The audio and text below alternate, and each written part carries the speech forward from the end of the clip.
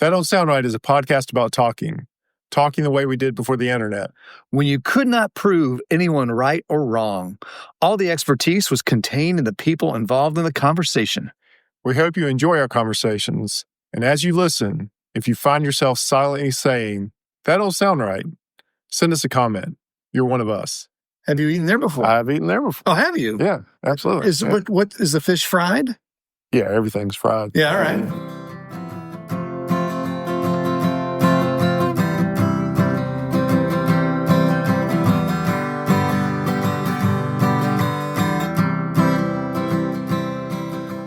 Welcome back to another episode of That Don't Sound Right, a podcast about talking. We're your co-hosts. I'm Peter Billman. I'm Cecil Davis. And we're just trying to have a conversation like we did before the internet. No Google, no fact-checking, no looking up stuff. We just kind of figure out the things amongst ourselves.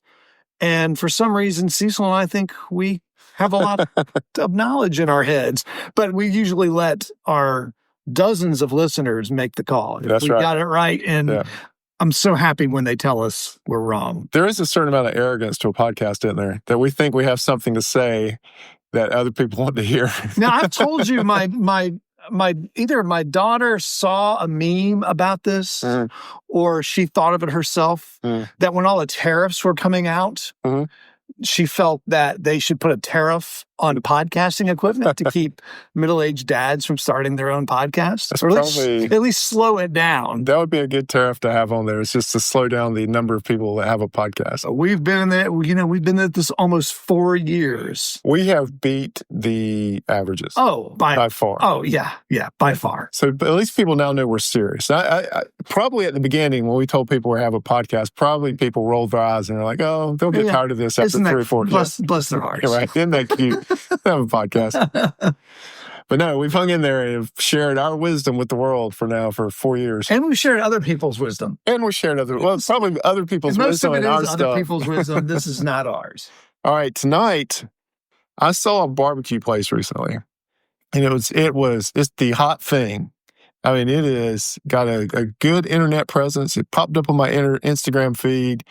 And the line for this thing is out the door. People are standing in line for this barbecue. It's barbecue. Where is it? So this barbecue place is in Peachland, North Carolina. Peachland, like right. Peachland? Peachland. You say Peachland. Peachland. Yeah, Peachland. Right. But just so. But for those Teachland. For those where Southern English is not their native tongue, or Cary English is not their native tongue, Peachland. I actually went to school with a girl from Peachland. I know somebody from Peachland. I've never heard of Peachland, and it's outside of what's right out. It's outside of Monroe, North Carolina. Monroe, which is outside of Charlotte, North Carolina.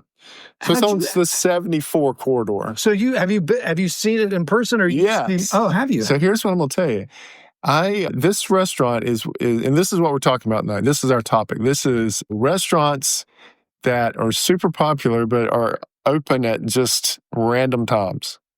That don't sound right, that a restaurant could be open at random times, not consistent times, and not all the time. Not all the time, and still be profitable. Right.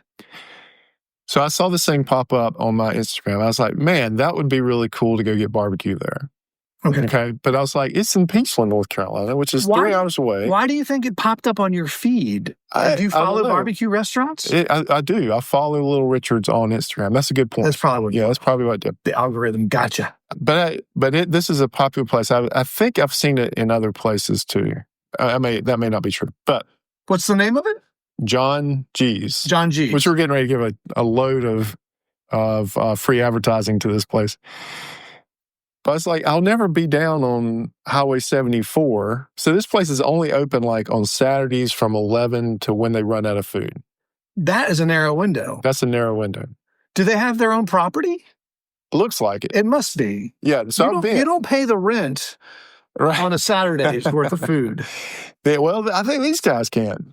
So, okay. So I'll do this as a spoiler alert. I have now been, but I haven't eaten there. I have been to the place. Wait a minute. There's like reading the first 3 lines of an article and not feed. Come on, you've been to the restaurant. I've been to the restaurant. All right, I went to the movie theater. But I didn't watch the movie. So here's what happened. I was like, I'll never be at this restaurant to have barbecue. Like the chances of me being in Peachland on a Saturday at 11 o'clock with enough time to stand in line, because people stand in line for a long time. They must get there early. Yeah, they get in there early and the line's already formed before 11 a.m. All right. And you know how hot it's been. For our international listeners, it's been hot here in North Carolina. I've got some international friends. It's been hot there too. And if you don't know this particular part of North Carolina, this is the 74 corridor. This is the corridor at the southern part of the state. And it's hot. I mean, this is getting into the Sandhills area. Yeah, right. This is pine trees. This is pine tree hot. This is the cicada sounds in the morning hot. I mean, it is hot. I had just decided I was never going to be in Peachland on a Saturday at 11 a.m. When were you in Peachland? However, as I was picking my daughter up, all of us were, to go down to the beach, we picked her up on a Saturday. Yeah. When you leave Charlotte to go to the beach, you leave Charlotte on US 74. Okay, so you'd seen it on your Instagram. Right.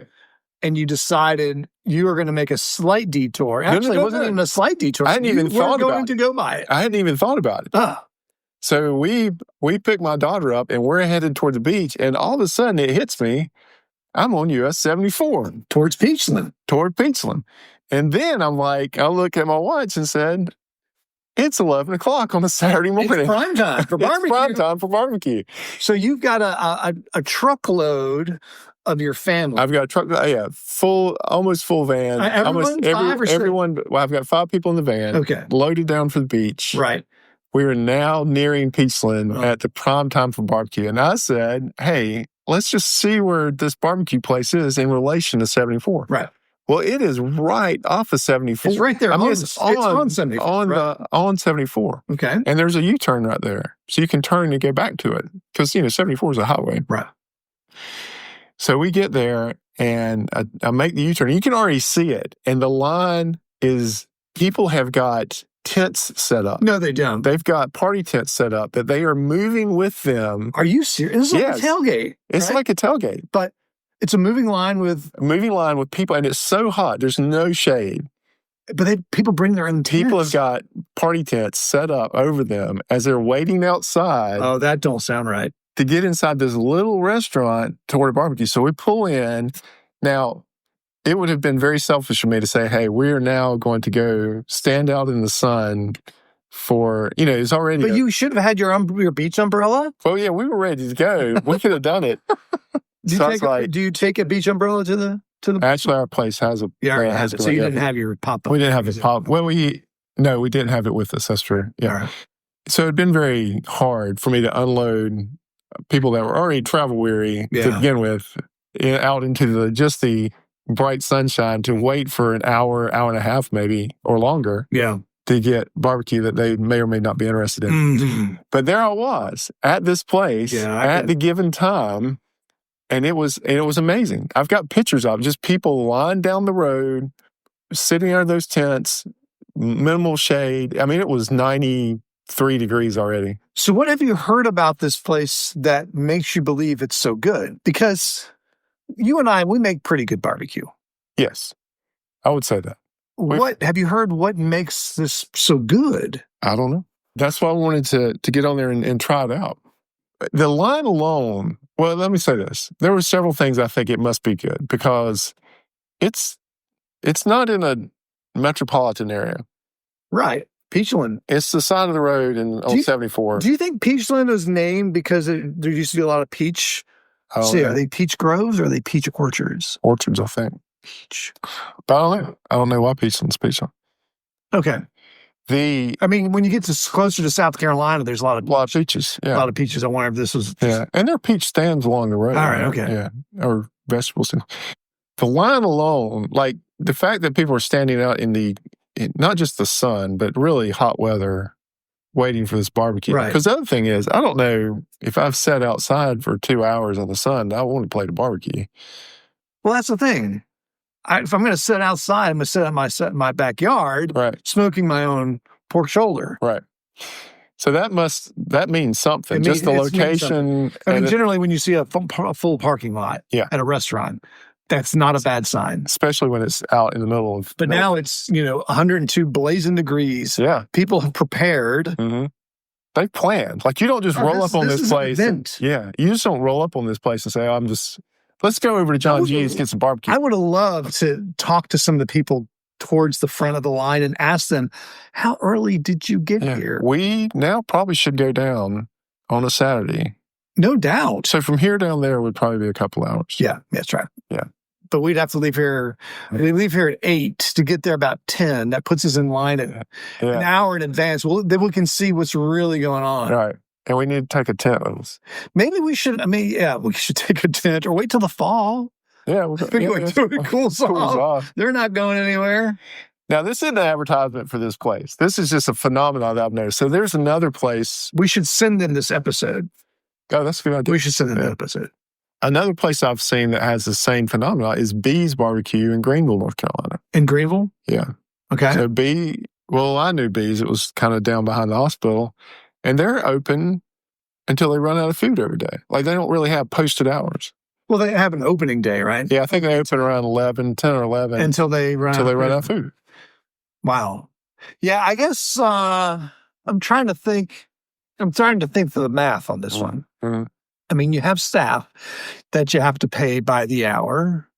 And I can only assume they figure out, okay, we've got this much food and we're going to earn this much money by selling this much food. And that will cover our cost of staff. Mm-hmm. And generally it's going to cost us 2 to 3 hours of time to pay the staff. Yeah. But I mean, you know what the beauty of this is? What's that? One of the beauties is you have no waste. There's nothing that happens at the end of the day and say, I got to throw this away. Right. You've used up all your food. You've used it all up. Allows people to come and buy exactly what they want. Yep. Because they know they're going to have it. Yep. Unless you get there towards the end of the day. I mean, what happens if you get there towards the end of the food and all you have is white slaw? You've sold out of your barbecue slaw and your barbecue and your bread. Right. All you have is a bunch of white slaw. I guess you can hold that on to the next day. But it's not going to. Yeah, I don't know what. You're allowed to. I'm sure you can keep that to the next day. Yeah. Keep that rolling. But yeah, I think you get rid of a lot of waste. Oh yeah, and you kind of know the inventory control will be really great because you're like, this is how much I'm going to cook. Yeah. This is how much I'm going to sell. Right. You know every day. Right. And the interesting thing about B's is I think they have somebody that comes in like either late at night or early in the morning. I mean, that's a process there cooking. I think they're still cooking. I mean, any kind of barbecue, generally, since it takes so long to cook, you really do only want to cook a finite amount. Yeah. And then you want to be done with it because it's, you don't want to just cook it sell it the next day. Now, the other place I've done, so I've got the 3 places on my mind are the ones that we just talked about, John G's, B's in Greenville. And there's also one near us in Cool Springs. I think Cool Me, but they're both pretty close together, 15 minutes together. Cool Springs, that area. So this is west of Moxville, if you want to look it up on the map. But there's a restaurant out there called Keaton's. Yeah. Keaton's Barbecue. Now, they specialize in chicken, barbecue chicken. This is not pork. We're recording at about 11:55 a.m. on the Friday, on 4th of July. Happy 4th of July. I'm starving. But, so you're thinking, hey, we should go out to Keaton's. Let's go right now. The problem is that it's probably already packed.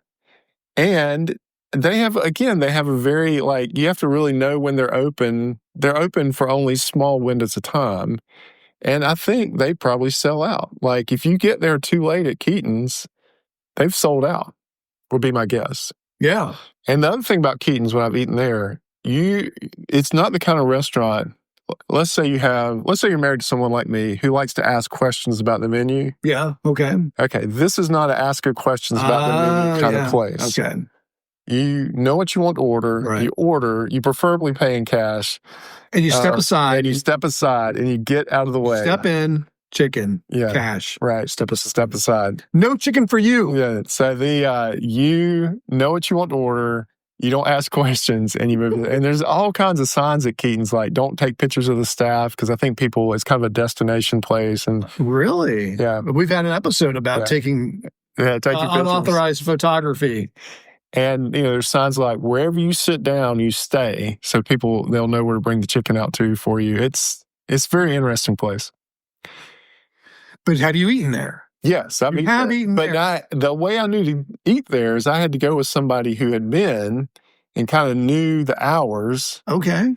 And the way that we got out there is you went out 40 and you got off at Cool Springs or Cool Me, and then you went out this road a ways, and there's this sign off to the side of the road that's about half buried. And you turned left at that sign, and you went down there till you saw a building that looked like it was abandoned, and then but there's a bunch of people around it, and that was Keaton. I feel like I might have seen that sign. And it's been like in like the North Carolina Magazine. I mean, people. Yeah. But again, you got to know when to go. Right. And get there early. And you have to step in there and get your food and get it out. And get out. The only other things I can really think about like this are you familiar with like the fish camps in the East that open just for the... No. So there's restaurants along the rivers in the East, like the Roanoke, and they have a fish that runs. It's like the herring. Does that sound right? Yeah, I mean the herring, but you generally that's not usually a good speckled trout or no. There's some little fish that runs through there, and these fish camps will open up seasonally. I can't think of what it is, but anyways, these fish camps will open up and they'll cook this fish for as long as they're kind of running, and then they close up. No way. Yeah. Have you eaten there before? I've eaten there before. Oh, have you? Yeah, absolutely. What is the fish fried? Yeah, everything's fried. Yeah, all right. But it's good. Yeah, that's another one of those places you don't go in there and say, do you have a broiled option? Or... Step aside. Now, this place doesn't have wacky hours, but Melvin's Hamburgers in Elizabethtown, if you go in there, the line is out the door all the time. What's it called? Melvin's Hamburger. Where is it? In Elizabethtown. Elizabethtown. Where's Elizabethtown? I was going to say it's near Dublin, but that doesn't probably help most people know where there's a Dublin, North Carolina. There is a Dublin, North Carolina. But if you go in there, they do hamburgers and hot dogs. Yeah. And again, you order whatever you order what they make. Okay. And then you go. And there's no fries. Nothing like that. It is hamburgers, hot dogs, grab a bag of chips, drink, and you're done. Step aside. But there's no questions about it. Like, you don't go up there and say, can you please can I have a half and half hamburger? But, I mean, almost by the time you get your order out of your mouth, they have got it done and are handing it to you. Right. Yeah. But it is a machine. It is something to see. That's another one that's been written up in the North Carolina Magazine. Really? Yeah. So you're probably wondering why it doesn't sound right about this episode, but it's just that there's these restaurants that are so popular that they can survive on limited hours. They're well off the beaten path in some cases, and they still just really thrive. Yes, that does surprise me. And I agree that, especially the ones that the one in Cool Springs where you just don't know the hours. Right. What are the hours? The other one that surprises me is being only open one day a week.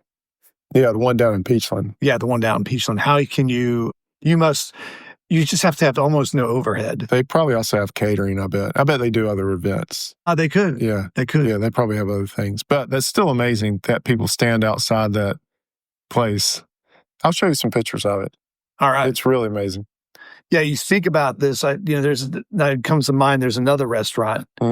It's in East Bend. You probably know it. It's an Italian restaurant, Kitchen Roselli. Yeah, you've been there, right? I've not eaten at Kitchen Roselli. Oh, have you? But very popular restaurant.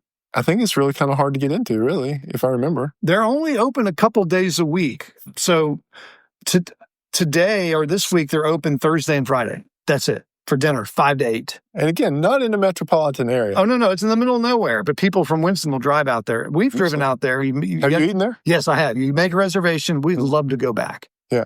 I just have to put it on the calendar. You have to look at your calendar, look at their calendar, see what days they're open, look at your calendar, make sure you can make the drive out there and get dinner in time, and then make your reservation. But yeah, it's a fine place. Right. But it's in a house in very in a crossroads, really. The funny thing is, when we went out there, we ran into two couples we knew. One from the kids' school and one from church. Yeah. We ran into two couples we knew. That's fine. So my hat's off to all these restaurants that just make it work. Just doing what they do. And I think, a thing I really think make these places successful is they don't try to be all things to all people. Right. They're like, we're going to do this, like, especially at Melvin's. We're going to make the best hamburger you've had. It's going to be fresh, fast. Yeah. But that's it.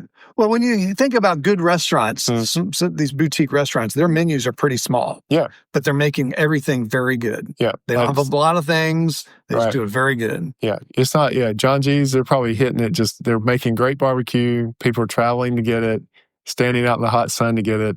But you don't go in there and say, ask for something that's off menu. Right.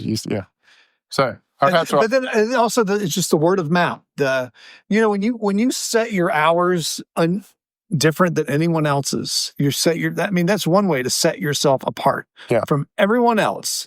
And then people start talking. They're only opened. They only open on Thursday, Mondays, and every other Prime Day except for 2. Second. Well, our daughters taught us gatekeeping. The word gatekeeping. There probably is some gatekeeping to this. That hey, I know this little place. I'll take you to it. Yeah. But don't tell anybody about it, because this is our secret. It's our secret. Yeah. But then you get there, and then you have a line of 100 people all under their own personal tents. Right. You realize the gatekeeping's not going so good. Everyone knows about this. Yeah, and but there's a little bit of an exclusivity that you've eaten. I think there's a couple different things. One, that you've eaten someplace that's unique, like Roselli's. Yeah. Or that you've eaten at a uniquely local place. Right. Yeah. So when we did get down to the beach, I asked a guy that lived down there, I said, where's the best seafood? And he told me this kind of rundown looking place. Yeah. And when I went in there, line out the door. Yeah. But you could only get fresh seafood if you were buying it to take out. Yeah. Or fried. That was it. That's it. Could you eat in there? You could not eat in there. Oh, could you not? There's no seating. You went in, you walked up to a counter, you placed your order for either their fresh seafood or fried seafood, and you moved out of the way. No kidding. No questions. The lady that was standing up there when we first got in was all over the map. And me and a guy that did not know each other were standing in line waiting for our turn, and we were just like, y'all were looking at each other. We were just like, what is she doing? Because her order took as long as the next 6 people's order. Good gracious. Yeah. Was it a big order? No, it was just, she was just asking questions. And like, this isn't a question asking place. It's you step up there and you say, I want the shrimp and flounder plate, the shrimp plate, extra fries, and then you pay and move out of the way. That's good. What kind of breading are you using? No. Do you have a gluten-free option? We don't. None of that stuff. Thanks for just, yeah. But this lady had lots of questions, holding up the entire line. But again, limited hours, off the beaten path. There was nothing showy about the restaurant. It looked very run down, no seating, and packed. Just a standing room only waiting area. That's what you want. Yeah. So how was the food? Oh, it was fantastic. Yeah. So even though you had to take it home? Well, we were right across the street from it. So it was, So I just went in, picked it up, and it didn't get cold and taste a little. No. It was good. Yeah, it was really good. Man. It's fantastic. What did you get?